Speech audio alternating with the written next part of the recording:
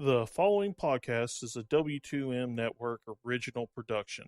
Visit W2Mnet.com for all of our other great podcasts, plus news, reviews, articles, and opinions from the worlds of wrestling, video games, football, and entertainment. WWE Developmental NXT.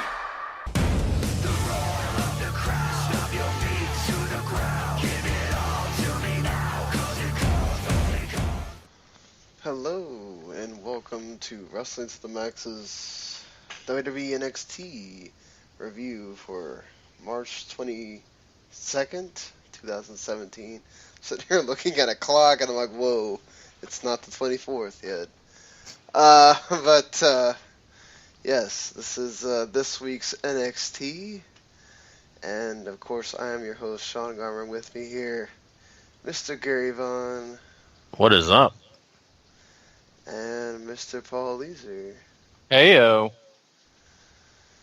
Alrighty, now that we are all here and ready to go, well, except for, I don't know why I kept skipping the NXT thing.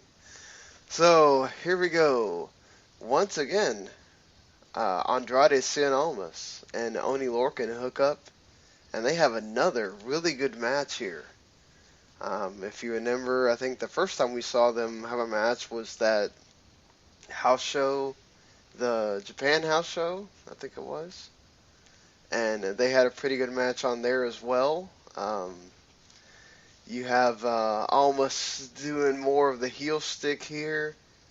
The fans get really behind Lorcan when he does the flying senton to the floor, and they get big NXT chants. I don't know why they don't chant, Oney. Oney wouldn't be such a bad thing to chant. I mean, it's really pretty easy. I still feel like Almas is kind of there. He's not. I think he's connecting better now than he was before, but I still feel like there's something missing. But this match was really good between both of them, and Almas gets the win. But sadly, it seems like it's set up for him to, later we find out that it's going to be him and Aleister Black, as you get another Aleister Black vignette at NXT TakeOver Orlando. Doesn't it seem kind of weird that Almas is supposed to be, one of the big indie guys, and he's kind of getting the CJ Parker role? For me, the jobber to the stars role, as it is, which is what CJ Parker used to be. I think Almas, you don't put bad workers in that spot, and I think, like you said, Almas is a struggling project they've had on their hands for a while now. He's somebody who I think they've expected a lot more of than what they've got. And in this match, I think you get snapshots of what he is capable of. I think the heel shtick is much better for him. I think he feels, at least as far as his ring work goes, he looks much more comfortable. And it might just be that him and Oney have had so many matches together that they're just they just get each other. Because this match is awesome, but it just, since the turn, I feel like Almas has been so much more comfortable, and he feels much more eager to prove himself. Like, this is the role he wanted to be in. This is the way he wanted to go about doing his NXT run. And for whatever it's worth right now, the top of the card is much more packed than the middle of it is.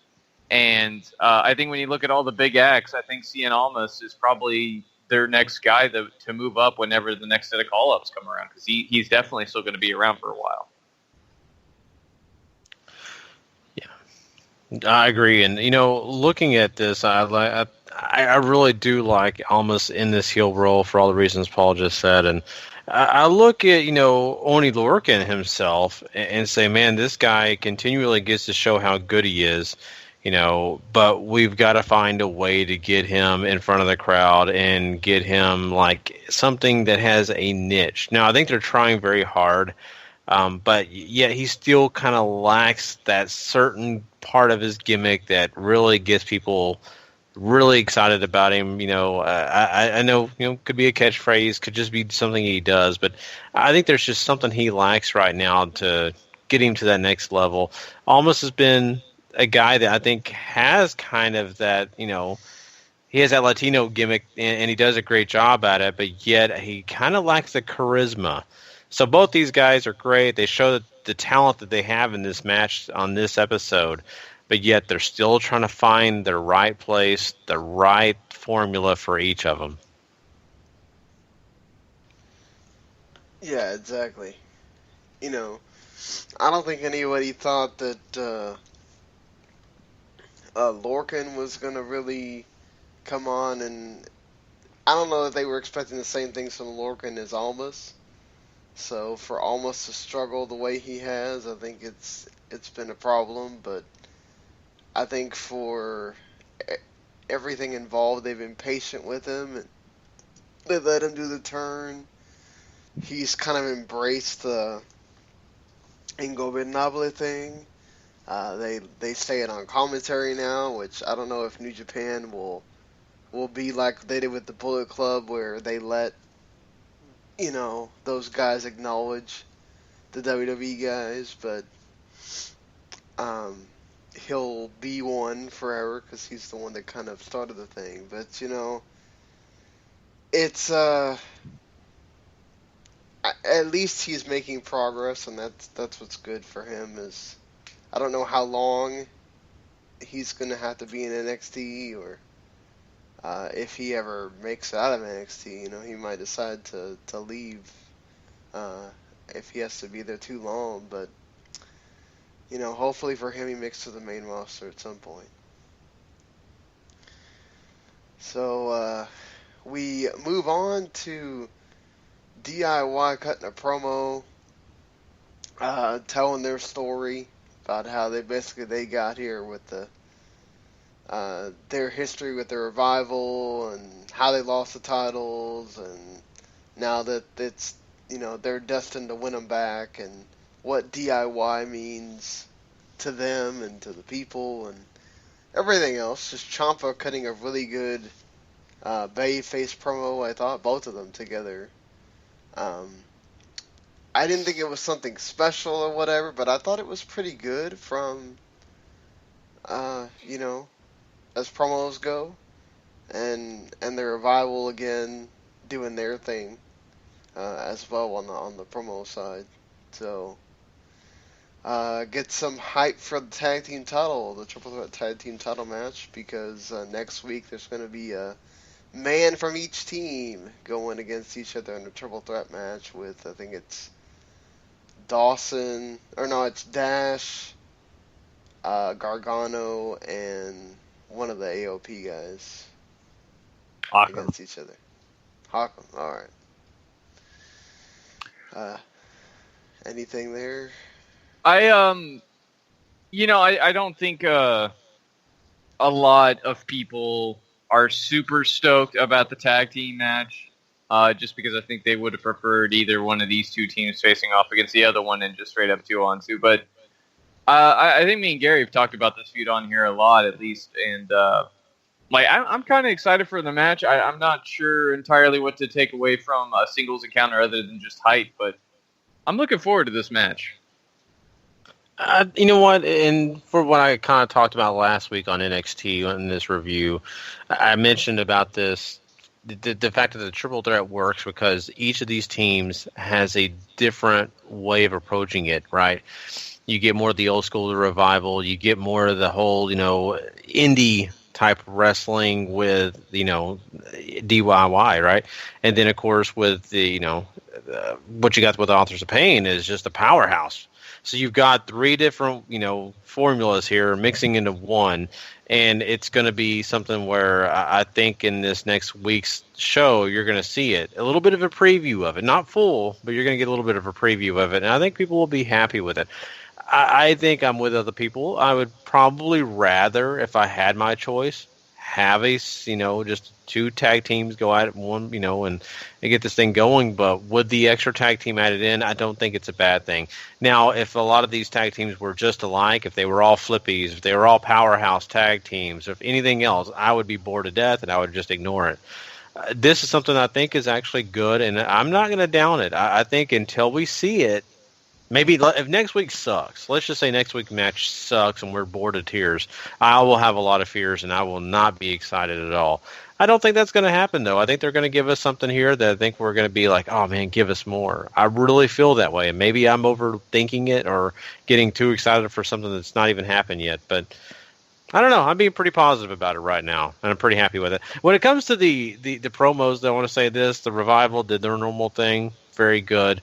I think DIY, I think it was a very B+ kind of situation. I think they did fine.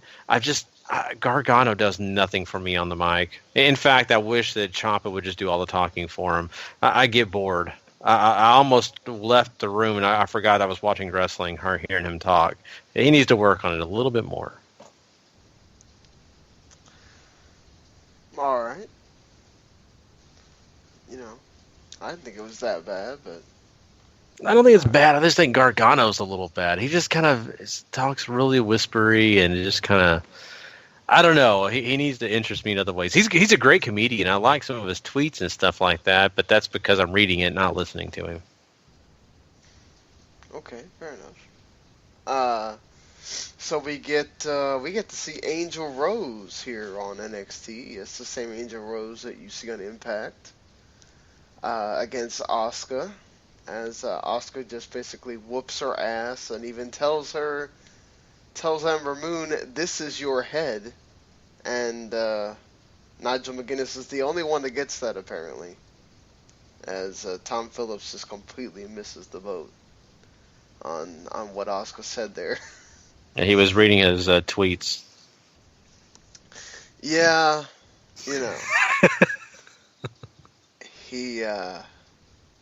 he was thinking of other things. So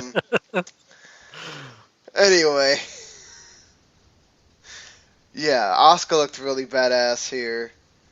And then she starts yelling in Japanese and says, "No eclipse," which means that she is going to make sure that Ember Moon does not do her finisher in the match at TakeOver Orlando.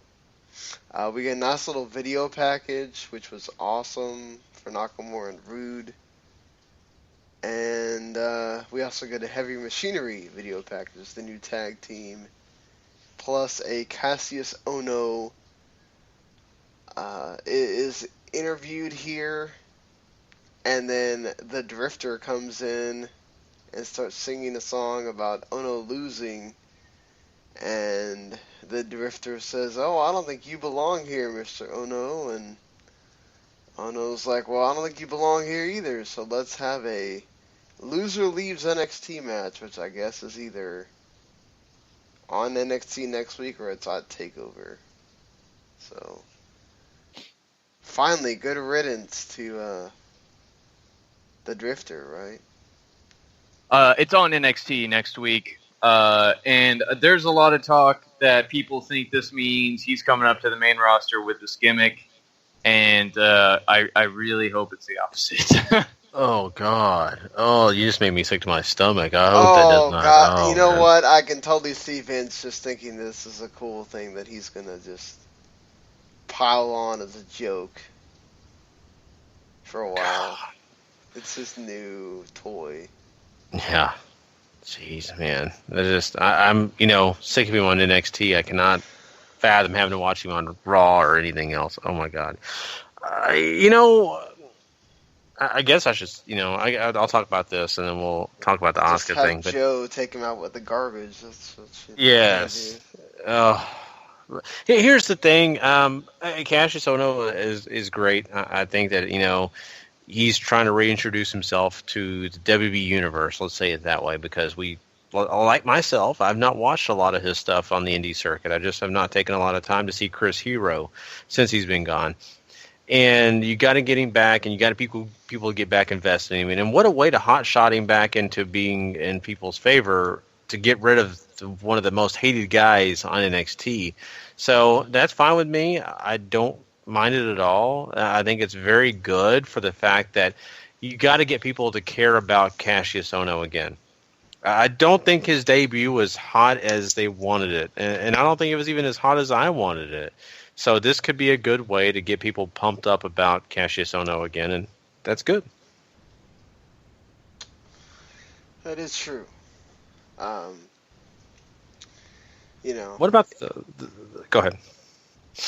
I just want to forget about Asuka. I want to talk about Asuka too, so let's not forget about that. No, I mean, yeah, you're right. They do need to do something to get Ohno in a meaningful feud, but I think he is one of those that, with time, people know who he is, and I think you can kind of coast on that. So, as long as you get him in there and he can really have good matches and stuff, I think people will eventually just warm up to him, but I think that's what it is. You really need to have him in a feud that matters, and I mean, the thing with Viru was a good starter, but he needs to be in a feud that you can get people to really care about. Mm-hmm. I would agree with that to some degree. They've taken that same stance that you're talking about, though, of just relying on independent awareness with Roderick Strong, and I don't think that's worked out the same way they wanted to either. And we're talking about two completely different talents here. Roderick has his many known faults, and Ohno is a much better all-around worker, I would say. Their ring work obviously is up for debate, but for Cassius, I think they have big plans to keep him at the top of the roster, and I think NXT is just waiting for the shoe to drop to figure out who they're going to have to work with for the remainder of the year before they start setting longer-term plans into motion. Right. Mm-hmm. And you mentioned Roderick Strong, and I'm glad you did. Roderick Strong's a guy I think they kind of looked at as when they brought in, the greatest man that ever lived, right? And I'm blanking on his name right. Austin Aries, thank you. Yeah, I think they look at him the same way they did Aries. I don't think they ever wanted Aries to come in and win the NXT title. I think they honestly wanted him to come in there, be a good worker, help the roster along, and then move him along. I think Roderick Strong's at that point, and I don't think they've focused on him. But the storyline that Roderick Strong is in right now helps his case because people are rooting for him to help out their favorite guy in Ty Dillinger, the perfect 10. So that's always a good thing, tying yourself to somebody that everyone loves.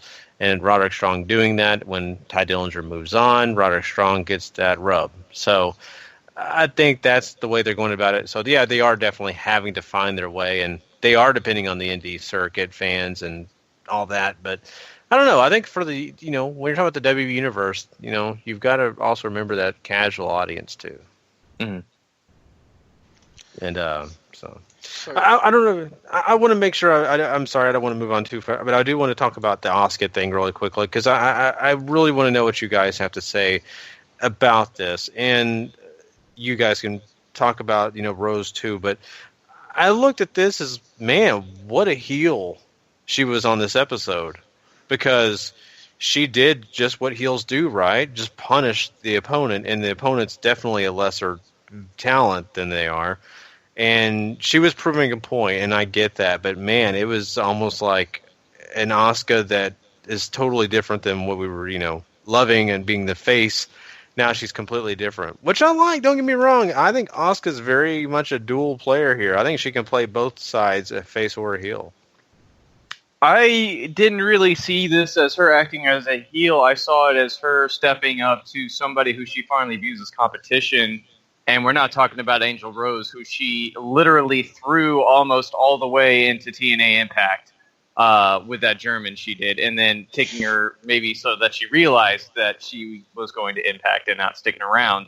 But she absolutely brutalized Angel. It's about sending a message. Ember Moon is not chopped liver, and Asuka realizes that. And we're getting the equivalent of two big bulls in the women's division, getting ready to go at it and lock horns and show you why they're both as great as they are. And Asuka doesn't want you to forget that in the all the hype about the eclipse that she's still here murdering bitches, and that's what she do. Exactly. I don't think I could say anything else there. Paul said Yeah. He really did. And I mean, I totally can see where you're coming from there, and it makes sense. I think to myself, for someone who people, are supposed to view as, the best and someone who's out to do the right thing, possibly, she sure is playing that gray area of, am I such a good person, or I'm more violent than maybe your little, Bailey or somebody else like that is. I'm not that. I'm not Bailey at all. I am tough. I'm going to come to kill you. I'm just here to be victorious. So I think she plays that role, a perfect gray area.